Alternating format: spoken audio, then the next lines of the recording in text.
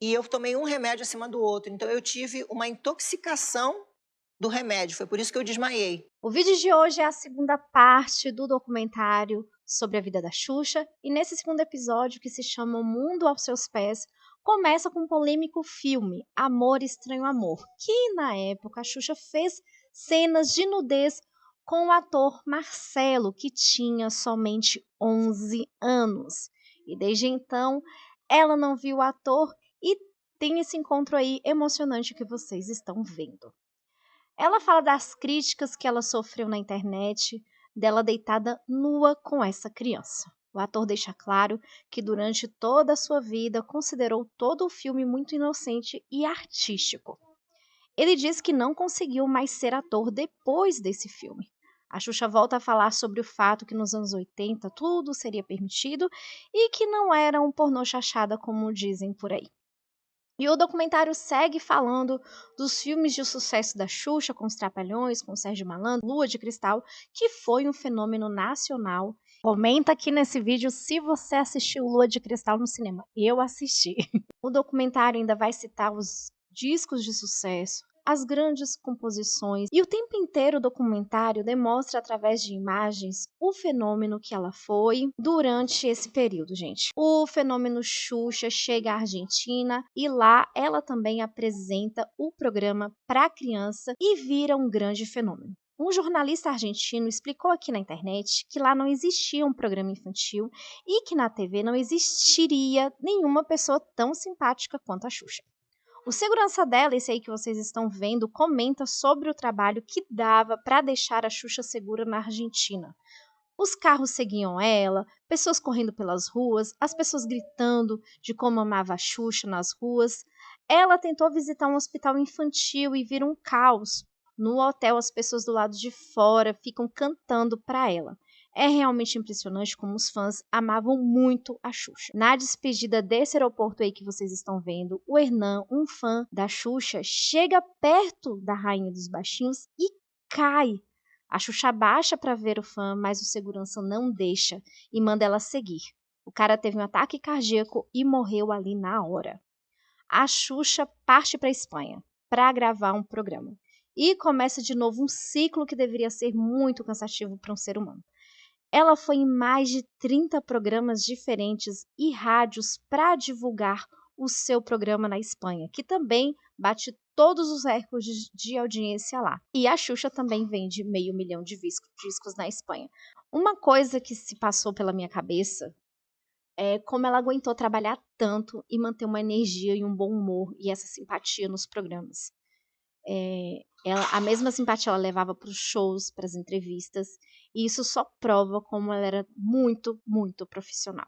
E aí o documentário vai começar a falar dos relacionamentos da Xuxa. É impressionante porque ela chegou a conhecer o filho do ex-presidente dos Estados Unidos, o John Kennedy, o advogado John Kennedy Jr. E a Xuxa fala como ela achava ele lindo, eles saem para jantar. Em um segundo encontro, ele mostra para ela o local onde ele morava, e lá ele estava acostumado a ser uma celebridade, ele leva ela nos lugares, nos pontes da cidade, eles passeiam, no outro dia eles jantam, e lá ele é uma celebridade. Ele não tinha noção de que a Xuxa aqui era um fenômeno. A apresentadora disse que ele tinha muita vontade de conhecer o Brasil e que viria pra cá pra ver ela. Era tipo uma coisa que já estava meio que combinada entre os dois. Então, fotos e vídeos dos dois caminhando pela vizinhança são divulgadas na imprensa lá nos Estados Unidos. Então, ele esfria com a Xuxa e não fala mais com ela. Essa senhora aí que vocês estão vendo trabalhava para a Xuxa, era produtora dela lá nos Estados Unidos. E nessa época ela disse que as pessoas ligavam para ela perguntando se a Xuxa estaria com John Kennedy Jr.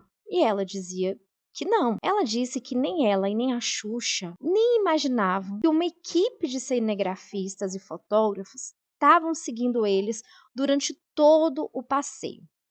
Depois, os jornais voltaram a ligar para a produtora da Xuxa, oferecendo dinheiro para que ela vendesse essas imagens aí que vocês estão vendo para o jornal. Ela revelou que a Marlene Matos teria dado as fotos para os jornais americanos. A beautiful TV star gets a dream date with America's most appealing lawyer, JFK. E ele ficou tão assustado que não quis mais saber da Xuxa. A produtora também contou no documentário que a Xuxa e o Michael Jackson eram espíritos gêmeos, que gostavam de bichos, de crianças. A Xuxa foi para Neverland. A Xuxa disse que ficou muito nervosa no passeio, dentro da casa do cantor Michael Jackson. Ela disse que ele sabia de tudo sobre ela, que ela chorou muito nesse encontro. E na hora de ir embora, o empresário dele chamou ela e entregou um contrato para a Xuxa. Nesse contrato estava lá escrito para que ela gerasse os filhos do Michael Jackson. Óbvio que ela não aceitou, ela disse que não era assim e não teve mais contato com o empresário do Michael Jackson. Chegando quase ao fim do documentário, entra o Tom, esse cara aí que vocês estão vendo. Ele descobriu a Xuxa lá nos Estados Unidos. Um amigo dele contou que ela era um fenômeno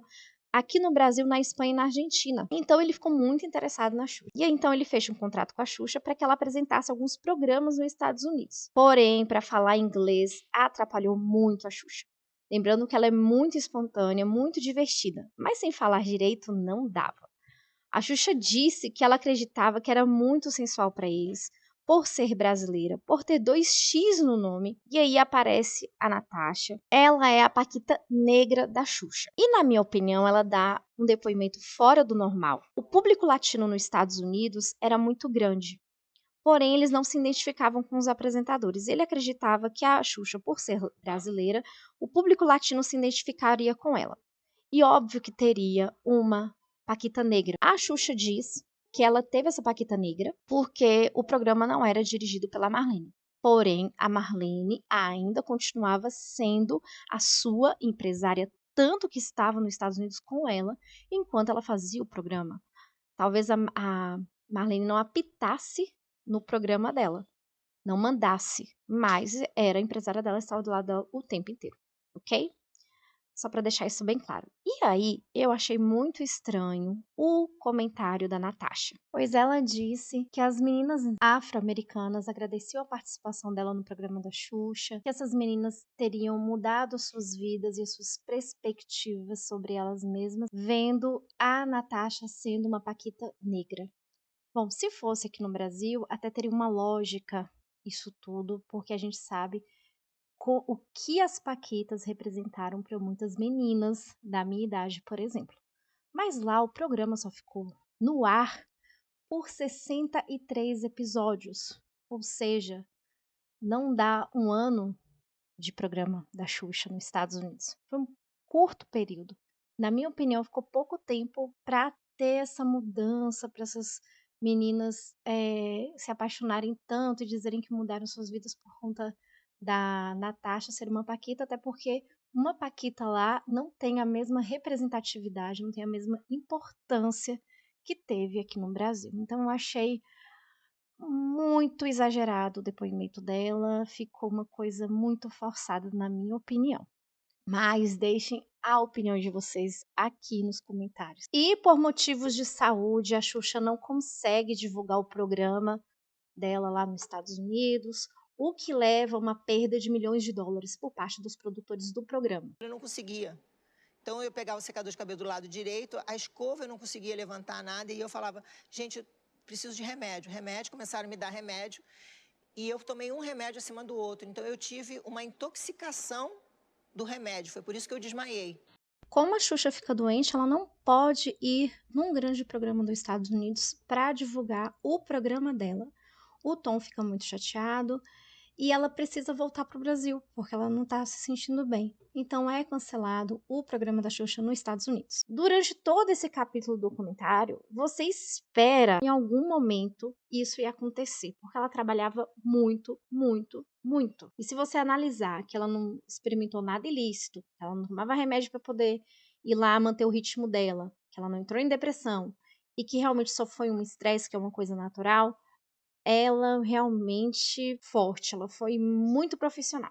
Bom, gente, eu vou ficando por aqui. O próximo vídeo é o 3º capítulo do documentário. Espero que vocês tenham gostado. Não deixem de compartilhar e curtir esse vídeo. Muito, muito obrigado. Valeu!